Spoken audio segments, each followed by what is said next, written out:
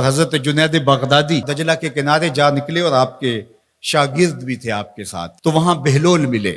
بہلول ایک مجذوب تھے، تو کہا کہ چلیے ان سے زیادہ بات کرتے ہیں۔ تو شاگردوں نے کہا یہ تو ایک دیوانہ شخص ہے اور آپ اس سے کیا ملیں گے، آپ اتنے پڑھے لکھے عالم اور اتنے بڑے فقیہ اور صوفی، اور ایک دیوانے شخص سے آپ ملیں گے۔ دنیا اس کو دیوانہ کہتی تھی، بہلول دیوانہ۔ لیکن سعدی بولے کہ سعدیہ نزدیک رائے عاشقاں، خلق مجنونند و مجنو عاقل است، کا اصل تو عاقل یہ لوگ ہیں۔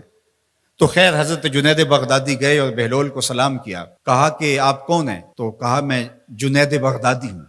تو کہا کیا کرتے ہو؟ کہا کہ میں پڑھنے پڑھانے کی ذمہ داریوں میں لگا ہوں۔ تو آپ نے فرمایا کہ کھانے کے آداب جانتے ہو؟ تو کہا کہ ہاں، ہاتھ دھوئے جائیں، بسم اللہ شریف پڑھی جائے، چھوٹا لقمہ لیا جائے اور چبا چبا کے کھایا جائے، اور اس کے بعد الحمدللہ کہا جائے۔ تو بہلول کہنے لگا کہ میں تو آپ کو بہت بڑا عالم سمجھتا تھا، آپ تو کھانے کے ادب کو بھی نہیں جانتے۔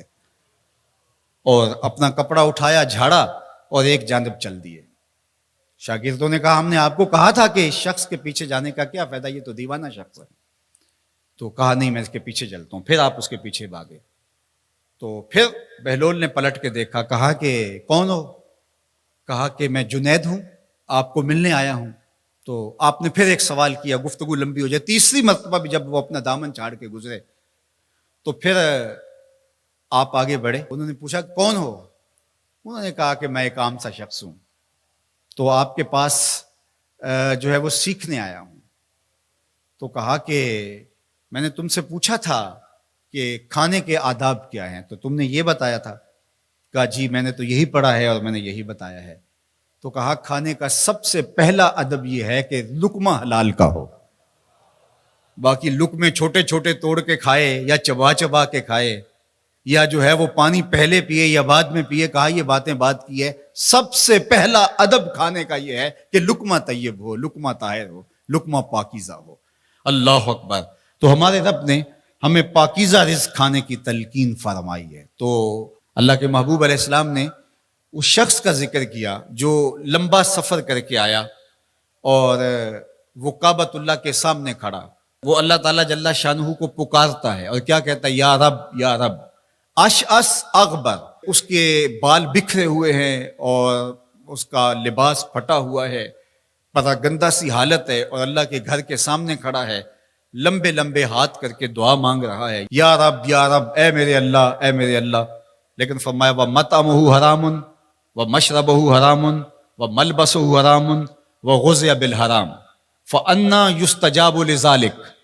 فرمایا کہ اس نے جو کھایا ہے وہ حرام کا ہے، اس نے جو پیا ہے وہ حرام کا ہے، اس نے جو لباس پہنا ہے وہ حرام کا ہے۔ فرمایا اس کو جو غذا دی گئی ہے وہ غذا حرام کے مال سے اسے حاصل ہوئی تھی۔ فرمایا فَأَنَّىٰ يُسْتَجَابُ لِذَٰلِكَ۔ فرمایا مجھے بتاؤ کہ اس کی دعائیں کیسے قبول ہوں گی۔ وہ کعبۃ اللہ کے پردے کو تھام کے کھڑا ہے، ملتزم سے لپٹ کے رو رہا ہے، وہ حتیم میں کھڑا ہے، وہ کعبہ کے اندر بھی چلا گیا، کعبہ کی چھت پہ سقف بیت اللہ پہ بھی کھڑا ہے، مطاف میں کھڑا ہے، وہ حجر اسود کے ساتھ لپٹ کے دعائیں مانگ رہا ہے، مقام ابراہیم کے پاس کھڑا ہو کے دعائیں مانگ رہا ہے۔ یمد یدہ، اس کے ہاتھ لمبے لمبے ہیں، یا رب کے کلمات اس کی زبان پہ ہیں، اور اشعث اغبر، غبار آلودہ بکھرے ہوئے اس کے بال ہیں، اور حالت پراگندہ ہے کہ کسی کو گزرتے ہوئے بھی ترس آ جائے، اور اللہ کے گھر میں کھڑا ہے تو وہ کیوں نہیں معاف کرے گا۔ لیکن فرمایا مطعمہ حرام ومشربہ حرام وملبسہ حرام وغذی بالحرام، اس کا کھانا پینا لباس اور غذا حرام کی تھی۔ فأنیٰ یستجاب لذالک، اس کی دعائیں کیسے قبول ہوں گی؟ بلکہ علماء نے لکھا کہ جو شخص حرام کمائی کھاتا ہے اس کی اپنی دعائیں تو قبول نہیں ہوتی، نیک لوگوں کی دعاؤں سے بھی اس کا حصہ نکال دیا جاتا ہے۔ جب اللہ کے بندے اولیاء کاملین دعائیں مانگتے ہیں اور وہ پوری امت کے لیے، پوری قوم کے لیے مانگ رہے ہوتے ہیں، لیکن اس شخص کا حصہ نکال دیا جاتا ہے جس کا رزق پاکیزہ نہیں ہے۔ اس لیے رزق کی پاکیزگی یہ بہت اہم ہے۔ رومی علیہ الرحمہ فرماتے ہیں کہ اگر تمہارا رزق پاک ہوگا، تمہارا رزق ستھرا ہوگا، تمہارے سینے میں معرفت کا نور پیدا ہوگا، اور اگر تمہارے سینے میں غل، غش اور حسد، بغض، کینہ اور نفرتیں پیدا ہو رہی ہیں تو پھر تم غور کرو کہ تمہارے رزق میں کوئی مسئلہ ہے۔ تم کھاتے ہو اس کے نتیجے کے اندر حسد پیدا ہو رہا ہے، بغض پیدا ہو رہا ہے، نفرت، سستی اور کاہلی اور عبادت سے دوری پیدا ہو رہی ہے۔